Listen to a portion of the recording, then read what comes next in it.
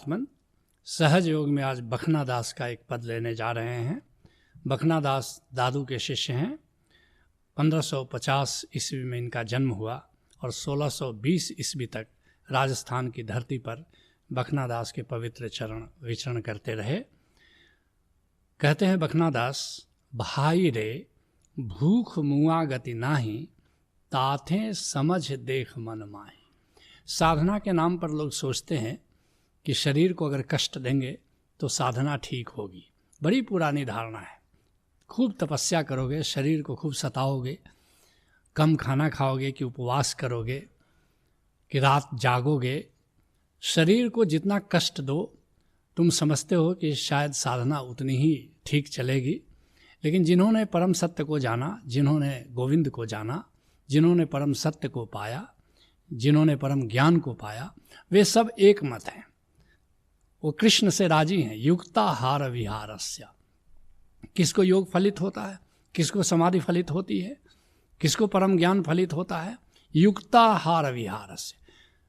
युक्त आहार होना चाहिए, सम्यक आहार होना चाहिए, सम्यक विहार होना चाहिए। काय क्लेश, भगवान महावीर की परंपरा में एक शब्द आता है कि काया को क्लेश देना है। ओशो इस बात की व्याख्या करते हुए कहते हैं कि काया में पहले ही से क्लेश बहुत है, और क्लेश देने की क्या जरूरत है? जो क्लेश है उसी के साक्षी हो जाए तो काय क्लेश की साधना सद जाएगी। ठीक कहते हैं बखनादास, भाई रे भूख मुआ गति नाही। अगर भूखे रहोगे तो इससे सदगति हो जाएगी, इससे परम गति हो जाएगी। अगर ऐसा तुम सोचते हो तो बड़े भ्रम में जी रहे हो। ताथे समझ ही देख मन माई।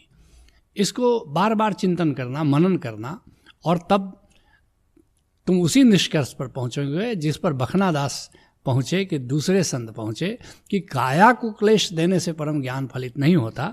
जिसको गोरखनाथ बड़े प्यारे अंदाज में कहते हैं, धाय न खाईबा और भूखे न मरीबा। ऐसा भी नहीं कि खूब जहाँ भी भोजन मिले जाओ और खूब भोजन भट्ट हो जाओ और भोजन करना शुरू करो।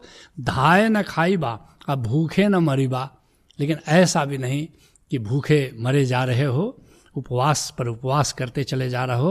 अहनिस लेबा ब्रह्म अग्नि का भेवम। अद्भुत बात कह रहे हैं। जठराग्नि का ख्याल नहीं करो, ब्रह्माग्नि का ख्याल करो। भूखे रहकर तुम साधना करना चाहते हो, इसकी जगह जो ब्रह्माग्नि है, जो ब्रह्म है, ब्रह्म विचार में जियो, ब्रह्म के चिंतन में जियो, ब्रह्म के सुमिरन में जियो। कहते हैं बखनादास, आ गए साध सब ही हुआ, अब भूखा कोई न मुआ। बहुत सारे संत पहले भी हुए हैं, बहुत सारे परम ज्ञानी पहले भी हुए हैं, लेकिन इतिहास में एक नाम तुम ऐसा न बता पाओगे जो भूखे मरा हो और भूखे रह करके जिसने परम ज्ञान को पाया हो। जिसके लिए संत दूलन दास कहते हैं, ना प्रभु मिली हैं जोग जापते। कठिन साधना करो, कठिन जोग करो कि एक ही आसन में बैठे रहो दिनों दिन। ना प्रभु मिली हैं जोग जापते, कि कोई मंत्र लेकर के 1 लाख, 1.25 लाख, कुछ लोग 1 करोड़ बार मंत्र को जाप करते हैं। इससे भी कुछ होने वाला नहीं है। ना पत्थरा के पूजे, और पत्थर पूज पूज करके कोई परम ज्ञान को उपलब्ध हुआ नहीं आज तक। ना प्रभु मिली हैं पौआ पखारे, और कुछ लोग अपना पाँव धोते हैं, कुछ लोग जाकर के नदी स्नान करते हैं। इन सब बातों से भी परम ज्ञान का कोई संबंध नहीं है। ना काया के भूंजे, और भूख में अपनी काया को जलाने से भी परम ज्ञान उपलब्ध नहीं होता। इससे गोविंद के मिलने का कोई प्रश्न नहीं है।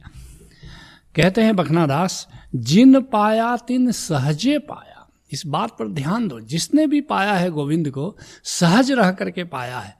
और गोविंद को जब तुम भी जानोगे तो सहजता में पाओगे। जब भक्ति समाधि में आओगे तो तुम देखोगे कि तुमने गोविंद को, ओंकार को जाना, और इसके लिए कोई तुमने कष्ट नहीं किया। इसके लिए एक ही चीज़ करना है कि सारे कष्टों के पार चले जाना है, सहज हो जाना है।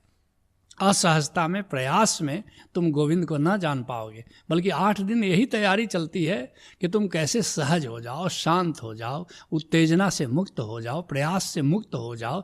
तुमको सहज करने में 8 दिन लगता है, ताकि उस सहजता में उस परम ओंकार को जान सको।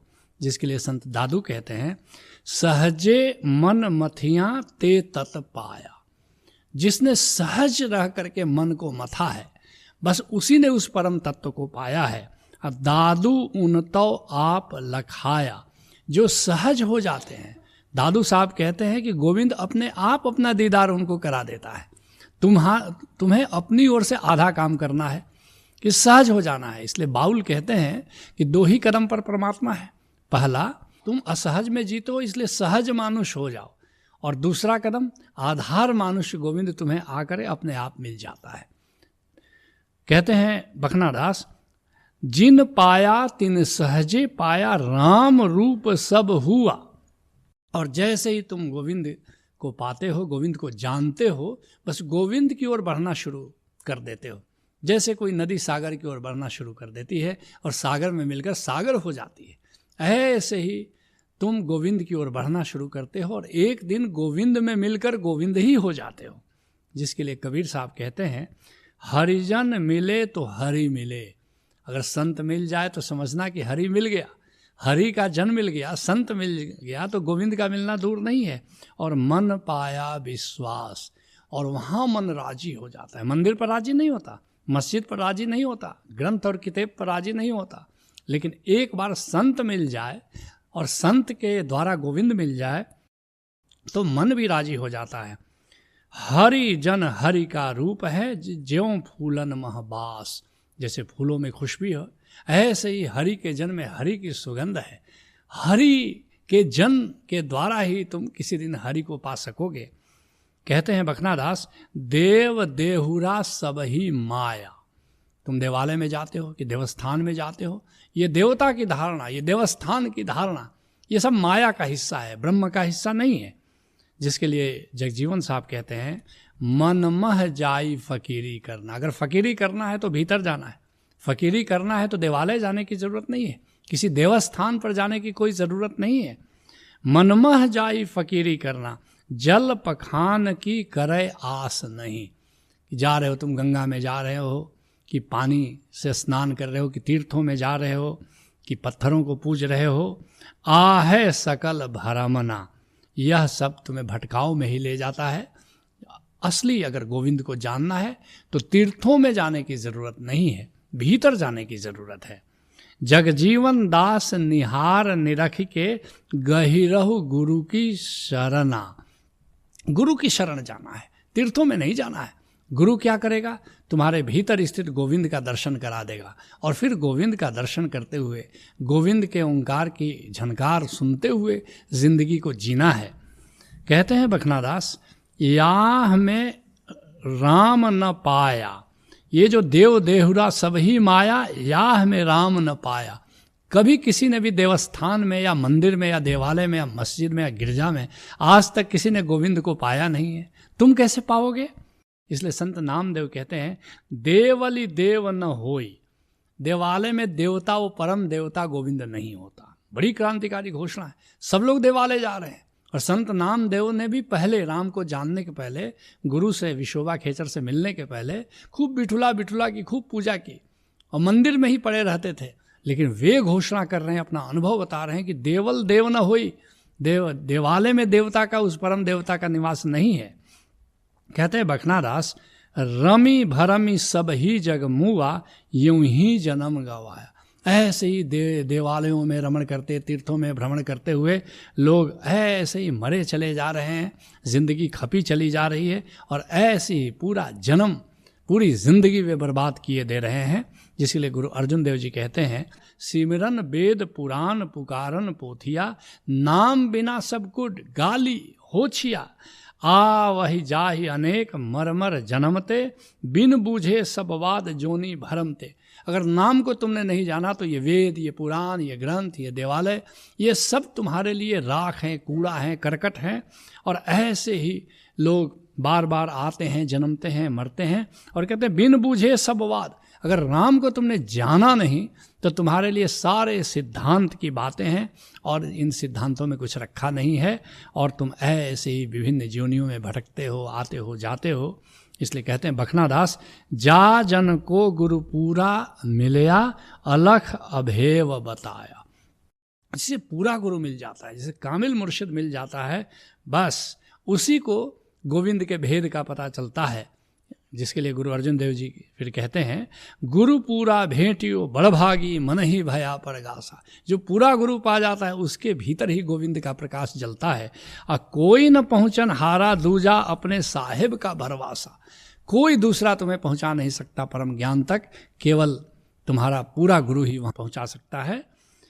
कहते हैं बखनादास, अलख अभेव बताया जा जन को गुरु पूरा मिलिया, अलख अभेव बताया। वह पूरा गुरु उस अलख जो देखा नहीं जा सकता गोविंद, उसको भी दिखा देता है। वो अभेव है, उसका भेद, उसका रहस्य नहीं जाना जा सकता, लेकिन पूरा गुरु उसका भी भेद तुम्हें बता देता है।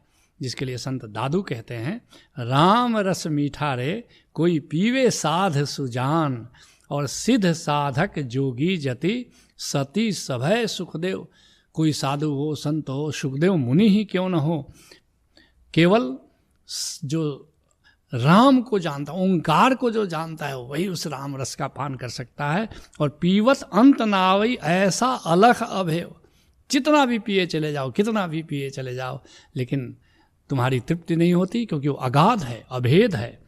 इसलिए बखनादास कहते हैं, गुरु दादू ते बखना तिरिया बहुरी न संकट आया। बखनादास कहते हैं, मैं अपने गुरु दादू के द्वारा भवसागर पार कर गया, और किसी दिन तुम भी जानोगे और भवसागर पार करोगे तो गुरु के द्वारा उस राम के भेद को जान करके ही पार करोगे। और कहते हैं कि बहुरी न संकट आया। बखनादास कहते हैं कि एक बार मैंने राम रस को पीना शुरू कर दिया जब से, तब से मुझ पर कोई दुख नहीं आया, कोई कष्ट नहीं आया। जिसके लिए संत कबीर कहते हैं, बिन सतगुरु बाँचे नहीं फिर बूढ़े भव माही। अब भव सागर के त्रास में सतगुरु पकड़े बाई। बिना सतगुरु के कोई भव सागर को न कभी पार किया है, न आगे पार कर सकेगा।